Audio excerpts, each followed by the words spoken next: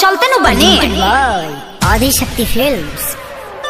न करी बरियारी जी तू रब पिचकारी जी के जाल फेकम रउआ के तन न फंसे ये बरारी जी।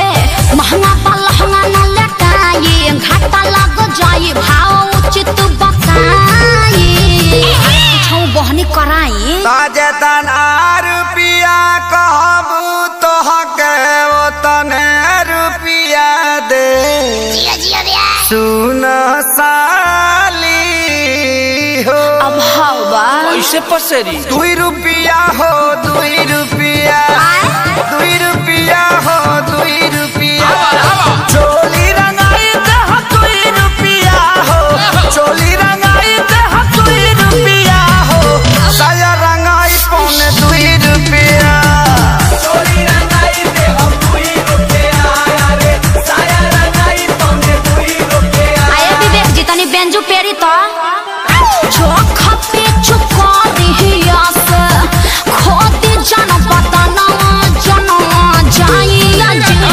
जागे कि जाना वहाँ जाई जे जागे तो हटे दोसरा के धनवा जनवा वहाँ जाई जे जागे।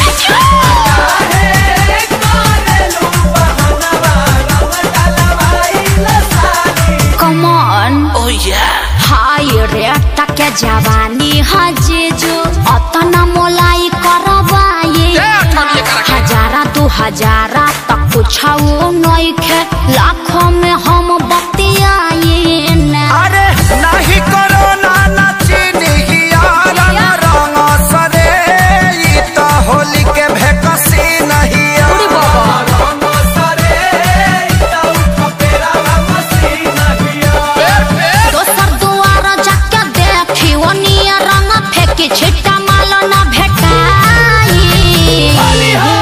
अरे कहता आधा काठा लिख दे हबखे अरे पूरा लिख दे बाकी डालब भर पे। अरे खेत बेचावा बनबो का ब्यास तो तहार का जाता 2 रुपिया हो 2 रुपिया फिर है बात 2 रुपिया हो 2 रुपिया चोली रंगाई दे 2 रुपिया हो No. चोली रंगाई दे 2 रुपिया साया रंगाई पौने 2 रुपिया चोली रंगाई दे 2 रुपिया रे साया रंगाई पौने 2 रुपिया। आया जीजा जी हरा सोहरा है बारी सबके खजाना पर बहजी जहाँ तू ने हम अरे कौन पाके फटता रे एकरा बहिन का बढ़िया देव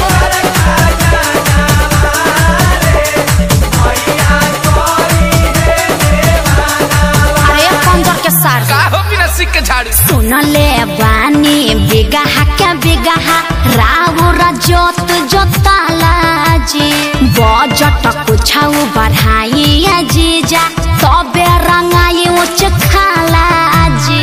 खाली पैसा पैसा तू कइले बारू सुन साली हमारा अभिले ना कुछ रंगवइले बारू साली हमार कोई किस्मत नाच खइले घेरा खइबा लोग अखिलेश खेसारी न पोल्हाई आकाश श्याम के बोलाई रंगाई आई लगा गुरु का बजा दिहन अरे जुगु जुगु जिया साली लाख बारी होली खेले गइलू सी। आये जीजा जी खूब जियत रही अपने ढारत रही अपने पियत रही तहार के पी है 10 टकिया दी ना।